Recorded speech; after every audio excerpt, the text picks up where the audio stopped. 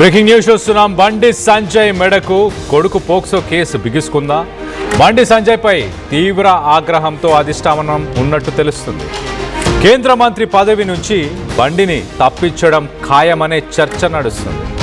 ఇప్పటికే ఢిల్లీకి బయలుదేరి వెళ్లారు బండి సంజయ్. ఇవాళ సాయంత్రం 4 గంటలకు ప్రధాని మోదీ అధ్యక్షతన కేంద్ర కేబినెట్ కీలక సమావేశం జరగబోతుంది. మంత్రివర్గ విస్తరణ, కేబినెట్ ఎక్స్పాన్షన్, దాంతోపాటు మార్పులు చేర్పులు ఉంటాయనే చర్చ నడుస్తుంది. బండి సంజయ్ని తప్పిస్తే ఆ స్థానంలో పదవి మరి ఎవరికి ఇస్తారు? ప్రధానంగా ఇప్పుడు వినిపిస్తున్న పేర్లు ఈటెల రాజేందర్, ధర్మపురి అరవింద్, ఈ పేర్లు ప్రధానంగా వినిపిస్తున్నాయి. బీసీ కోటలో ఈటెల లేదా ధర్మపురికి ఇవ్వచ్చనే చర్చ నడుస్తుంది. డీకే అరుణ రేసులో ఉన్నప్పటికీ ఓసీ కోటాలో ఆల్రెడీ కిషన్ రెడ్డి ఉన్నారు కాబట్టి నో ఛాన్స్. రాజీనామా చేసేదే లేదంటూ బండి సంజయ్ వ్యాఖ్యానిస్తున్నారు. పార్టీకి ఎప్పుడు లాయల్గానే ఉంటాను, కొత్త పార్టీ పెట్టే ఆలోచన అసలు లేనే లేదు. బీజేపీ కార్యకర్తలకు ఆఖరి కోరిక కూడా అదే ఉంటుంది, నా కోరిక కూడా అదే అంటూ ఆయన మాట్లాడుకొచ్చారు. రాజీనామా చేయకపోతే మరి తొలగిస్తామంటూ కూడా అధిష్టానం నుంచి సంకేతాలు వస్తున్నాయి. సో కొంత ఉత్కంఠం అయితే నెలకొని ఉంది. ఇవాళ సాయంత్రం జరగబోయే క్యాబినెట్ భేటీ, క్యాబినెట్ ఎక్స్పాన్షన్, దాంతోపాటు మార్పులు చేర్పులు ఎలా ఉండబోతున్నాయి? మరి ముఖ్యంగా దీనికి సంబంధించి బండి సంజయ్ ఆయన మాట్లాడుతూ చాలా క్లియర్గా నేను కొత్త పార్టీ పెట్టే అవకాశం లేదు, అలాగే పార్టీని వీడిపోయే అవకాశం లేదు, పదవిని కూడా వీడిపోయే అవకాశం లేదు అంటూ కూడా ఆయన కూడా చాలా క్లియర్గా చెప్పే ప్రయత్నం చేస్తున్నారు. మొత్తం మీద దీనికి సంబంధించి మరింత అప్డేట్ తీసుకునే ప్రయత్నం చేద్దాం. ఒక్కసారి కేంద్ర మంత్రి బండి సంజయ్ ఏం మాట్లాడారో ఆయన మాటలోనే ఒక్కసారి వినే ప్రయత్నం చేద్దాం. అవన్నీ ఫాల్తు రాజకీయాలు. కొత్త పార్టీ నేనేందో మీకు తెలుసు, భారతీయ జనతా పార్టీ కార్యకర్తలకు తెలుసు, తెలంగాణ రాష్ట్ర ప్రజలకు తెలుసు, తెలుగు రాష్ట్రాల ప్రజలకు తెలుసు. కొత్త పార్టీ పెట్టాలనేటువంటి ఫాల్తు ఆలోచనలు రావు నాకు. అటువంటి ఫాల్తు రాజకీయ నాయకుడిని కాదు. అనేక శిక్షణా శిబిరాల్లో, భారతీయ జనతా పార్టీ అంతర్గత శిక్షణా శిబిరాల్లో అనేక మంది కార్యకర్తలను తయారైనటువంటి నాయకులను, కార్యకర్తల మేము ఇలా భారతీయ జనతా పార్టీ కమిట్మెంట్తో పనిచేసే ప్రతి కార్యకర్త కోరుకున్నది ఒకటే ఒక చివరి కోరిక. ఉరిశిక్ష వేసే ముందు కోరికలు అడుగుతారట, చివరి కోరిక ఏం అడుగుతారట, వాళ్ళు ఏం చెప్తారు తెలియదు. కానీ కమిట్మెంట్తో పనిచేసే భారతీయ జనతా పార్టీ కార్యకర్తను పిలిచి మీరు అడిగితే, కమిట్మెంట్తో పనిచేసే భారతీయ జనతా పార్టీ కార్యకర్తను మీరు పిలిచి అడిగితే చెప్పే తక్కువ అయిపోయింది ఒకటే, నేను చచ్చిపోయినాక నా మీద భారతీయ జనతా పార్టీ కండగొప్పాలని, జెండా కప్పాలని అంటారు. దీనికి కమిట్మెంట్ అంటారు. అటువంటి కమిట్మెంట్ గల కార్యకర్తలు మీరు తెలియదు. ఇప్పుడు నన్ను అడిగి చూడాలి, ఎవరు రాస్తూ ఉంటారు,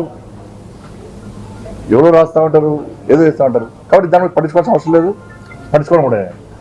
ఇటీవల పరిణామాల్లో మిమ్మల్ని మధ్యవర్గ బర్తరఫ్ చేస్తున్నారు కరెక్టే.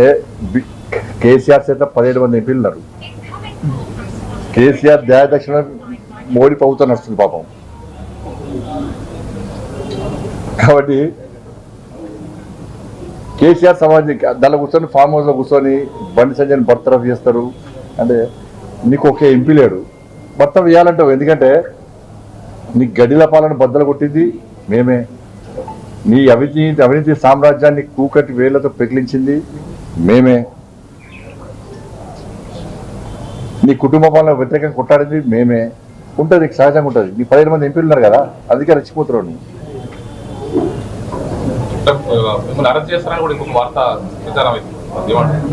అన్న ఈ కోర్టులో కేసు నడుస్తున్నది, కోర్టు పరిధిలో ఉన్నది. ఒక్కరు గుర్తుంచుకోండి, కన్న కొడుకును ఓ తండ్రి పోలీసులకు స్వయంగా అప్పగించినటువంటి సందర్భం ఏదైనా ఉందా? వాళ్ళ కన్న కొడుకును నేను తీసుకుపోయి విచారణకు సహకరించాలని చెప్పి నాకు సమాచారం వచ్చిన వెంటనే నా కొడుకును అప్పచెప్పిన. అరెస్ట్ చేయాలంటాడు. ఇలా కేసీఆర్ కొడుకు ఫేక్ మీడియా ఫ్యాక్టరీ నడుపుతున్నాడు. ఏం జరుగుతుంది, ఏం జరగాలి, ఏం జరిపించాలన్నది ఆ కుట్రలన్నీ ఆయన చేస్తున్నాయి కాబట్టి ఆయన నడితే సమాధానం చెప్తాడు. థ్యాంక్ యూ, ధన్యవాదాలు. అన్న మీరు కొత్త పార్టీ పెడుతున్నారు, ప్రచారం అవుతుంది, పెడతారా? రైట్, బండి సంజయ్ ఇక్కడ చాలా క్లియర్గా మాట్లాడుతూ ఉరి శిక్ష ముందు చివరి కోరిక ఎలా ఉంటుందో అలాగే పార్టీలో ఉన్న ప్రతి కార్యకర్త చనిపోయే ముందైనా చనిపోయిన తర్వాత అయినా తనపైన పార్టీ కండువానే ఉండాలనుకుంటున్నారు. నేను కూడా అలానే అనుకుంటాను అంటూ, అంటే పార్టీలోనే ఉంటాను, పదవి ఉన్నా పదవి లేకపోయినా ఎప్పటికీ పార్టీలోనే ఉంటాను, ఇంకొక పార్టీ పెట్టడం అనేది అసలు జరగదు అంటూ బండి సంజయ్ చెప్పుకొచ్చే ప్రయత్నం చేశాడు. సో మొత్తం మీద బండి సంజయ్ చివరి వరకు పార్టీలోనే ఉంటానంటున్నాడు, రాజీనామా చేయనంటూ కూడా మరోపక్క చెప్తున్నాడు. సో తన కొడుకు ఇష్యూని కూడా మాట్లాడుతూ కోర్టు దగ్గర ఉంది ఆ ఇష్యూ ప్రస్తుతానికి, దాని గురించి మాట్లాడడానికి లేదు. కానీ ఒక తండ్రిగా కొడుకుని ఎవరు సరెండర్ అయ్యేలాగా చేయరు, నేను మాత్రం సరెండర్ అయ్యేలాగా నా కొడుకుని నేను చేశాను, నేను పంపించాను పోలీసుల దగ్గరికి అంటూ ఆయన వ్యాఖ్యానించడం జరిగింది. మొత్తం మీద మరి ఢిల్లీ పెద్దలు ఎలా చూడబోతున్నారు బండి సంజయ్ ఇష్యూని, అలాగే బండి భగీరథ్ ఇష్యూని? పార్టీకి డ్యామేజ్ అవుతుందని భావిస్తున్నారా? డ్యామేజ్ ఆల్రెడీ అయిపోయింది, దాన్ని ఎలా మళ్ళీ రీబ్రాండింగ్ చేయాలి అన్న ఉద్దేశంలో ఉన్నారా? మొత్తానికి ఈరోజు సాయంత్రం జరిగే క్యాబినెట్ ఎక్స్పాన్షన్లో మరి బండి సీటు అలానే ఉండబోతుందా, లేక ఇతర బీసీ నాయకులకు వెళ్ళే ఛాన్స్ ఏమైనా ఉందా? వీటన్నిటిపైన అప్డేట్ తీసుకునే ప్రయత్నం చేద్దాం. ఇటు మా ప్రతినిధి శ్రీధర్ అందుబాటులో ఉన్నారు, శ్రీధర్తో మాట్లాడి తెలుసుకునే ప్రయత్నం చేద్దాం. శ్రీధర్, చెప్పండి, ఎలా చూడాలి సాయంత్రం క్యాబినెట్ ఎక్స్పాన్షన్, అలాగే మార్పులు చేర్పులు? మరో పక్కన మోదీ, గతంలో ప్రధానమంత్రి మోదీ మాట్లాడిన మాటలు, ఒకసారి ఆర్థిక వ్యవస్థ గురించి ఆయన మాట్లాడిన మాటలు, ఇవన్నీ చూస్తే ఈ అంశాలన్నిటి గురించి కూడా చర్చించే అవకాశం ఉంటుందా? ఈ రోజు కేబినెట్ ఎక్స్టెన్షన్ కన్నా కౌన్సిల్ ఆఫ్ మినిస్టర్స్ మీటింగ్ అయితే జరుగుతుంది. మరి కేబినెట్ ఎక్స్టెన్షన్ మీద ఈ రోజు అవుతుందా రేపు అవుతుందా అన్న దానిపై కొంత సందిగ్ధత ఉన్నప్పటికీ తెలంగాణ నుంచి ఎప్పుడైతే అటు కేంద్ర హోంశాఖ సహాయ మంత్రి ఉన్నటువంటి బండి సంజయ్ని తొలగిస్తారా తెలిసిందో, గతంలో ఎవరైతే కేంద్ర మంత్రి పదవికి కూడా పెద్ద ఎత్తున ప్రయత్నం చేశారో, మంత్రి పదవి ఆశపడ్డారో, అటు అరవింద్ కానివ్వండి, మరొక పక్క ఈటెల రాజేందర్, ఇంకో పక్క అటు ఎంపీ డీకేఆర్ కానీ ముగ్గురు నేతలు కూడా అటు బండి సంజయ్ ప్లేస్ ను కూడా ఒకవైపు కూడా ఖచ్చితంగా కూడా తమకు సంబంధించి కూడా రావాలి, తమ కూడా మధ్యవర్గంలో ఉండాలని ప్రయత్నాలు అయితే చేస్తున్నారు. ఇందులో సీరియస్ గా కూడా ఉన్నటువంటి తెలుస్తుంది. కానీ అటు బండి సంజయ్ ని ఇప్పటికే అటు రాజీనామాకు సంబంధించినటువంటి అంశంలో కొంత